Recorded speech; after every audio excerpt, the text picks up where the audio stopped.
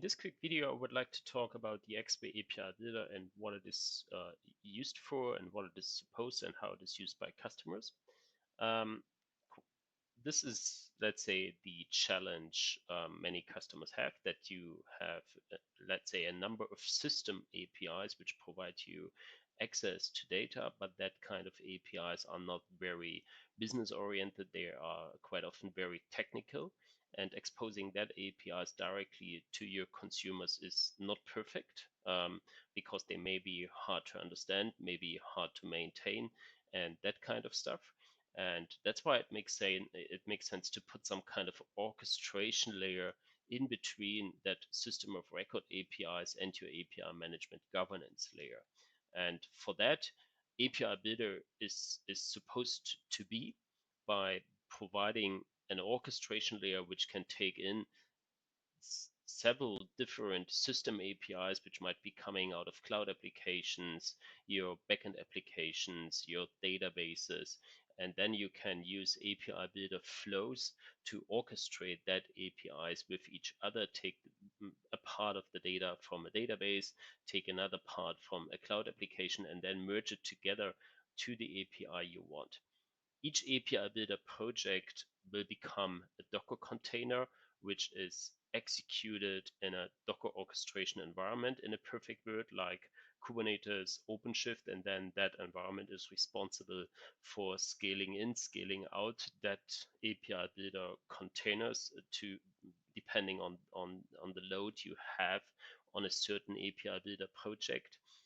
You can control that OpenShift or that container environment with a mesh governance system like Amplify Mesh Governance, where you then can attach individual policies to it. For instance, saying that an API Builder project should only take in 100 calls per minute as an example. The other thing is that more and more it is obviously important that a team enables the business department to implement and develop the APIs on their own. And that's the other reason why API Builder is a good fit, because each API Builder project is individual and it's created by the business department itself, saying that they have a need for a specific API, which they have designed using an API first approach. And then that team can just initialize an API Builder project, can implement that project with the flows and with the nodes and with the connectivity they want. And afterwards, they check it into version control because it is a Node.js thing, it is JavaScript code, and so on. And then a DevOps pipeline in place builds the Docker image and starts that Docker container on the OpenShift environment, which might be running anywhere, wherever the customer has a Docker orchestration runtime in place. So that means with another look to it, it is used to integrate, transform, and orchestrate APIs. It becomes a mediation layer between system of records and business APIs, which might have been designed in an API design tool. It's based on Node.js, and by that, it's becoming a Docker container, which is running as a microservice, which then can scale in and scale out. Where it will be deployed on your OpenShift or on your Docker orchestration environment like OpenShift. And then it depends where you have that kind of environments available. It has a low code, no code approach, but it is, you see it on the right, there is, let's say, a small flow shown, which is using a number of nodes, and that nodes design or implement the way the API should behave.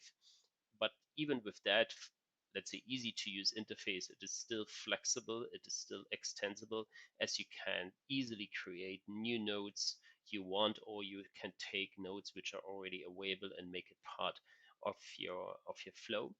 And lastly, the API Builder supports two different approaches. The model approach, where you have maybe a certain model like a person, and if you would in a database, and if you would like to have an API which allowing you to read that person, update that person, delete that person, etc., then you can take that approach and then you have a CRUD API within minutes. Or you use the API first approach where you first create the API you want in an API design studio or editor, and then you take over that API design, put it into your API Builder project, and then you start implementing the different API endpoints by using that flexible flow concept you see on the right. That should be only the overview about the API Builder.